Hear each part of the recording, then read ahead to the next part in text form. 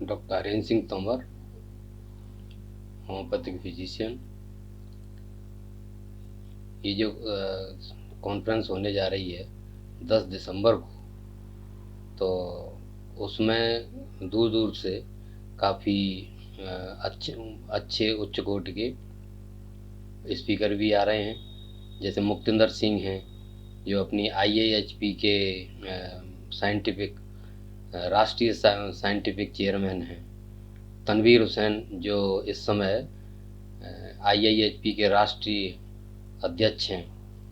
तो काफ़ी दूर दूर से आ रहे हैं, और उनका जो है होम्योपैथी के बारे में जो अवेयरनेस है, होम्योपैथी के बारे में जो जागरूकता है, उसके उसके मामले में उनके वक्तव्य रहेंगे, और भी जानकारियाँ दी जाएंगी, जिससे होम्योपैथी के बारे में एक जो कुछ भ्रांतियाँ जैसे फैली हुई हैं होम्योपैथी के बारे में बहुत पहले से, वो भी क्लियर होंगी।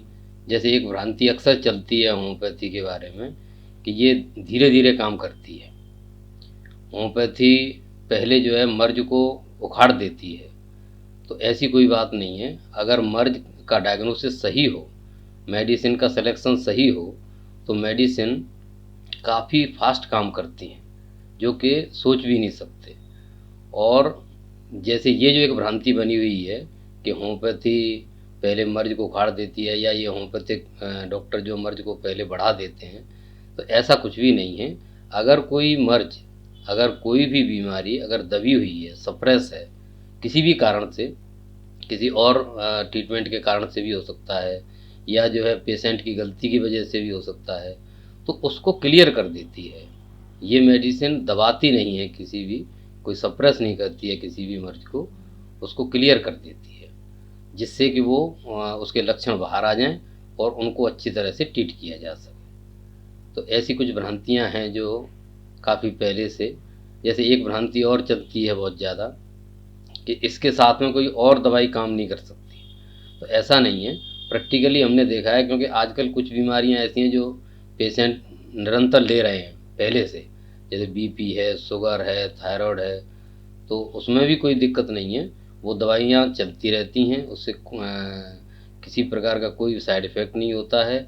ये दवाई अपना काम करती है, और वो दवाई अपने हिसाब से चलती रहती है। तो ऐसी कुछ भ्रांतियाँ हैं जो कि इन कॉन्फ्रेंस के माध्यम से दूर होंगी। अवेयरनेस आनी चाहिए।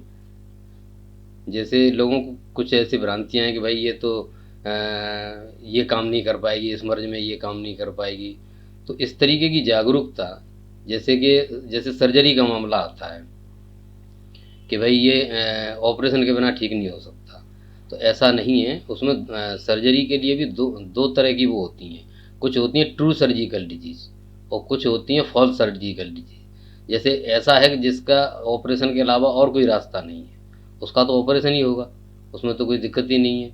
लेकिन कुछ ऐसी हैं जो कि बिना ऑपरेशन के उसको होम्योपैथिक ट्रीटमेंट से आराम से कवर किया जा सकता है। जैसे जितनी एक्स्ट्रा ग्रोथ है, चाहे वो कोई ग्लैंडुलर ग्रोथ हो, या जैसे बोनी एक्स्ट्रा ग्रोथ हो, या जैसे मस्से हों, कॉर्न हैं, ठेक हैं, स्टोन्स हैं, ये जितनी भी एक्स्ट्रा ग्रोथ बॉडी की होती हैं, उसका होम्योपैथिक ट्रीटमेंट से उनको अच्छी तरह से क्योर किया जा सकता है।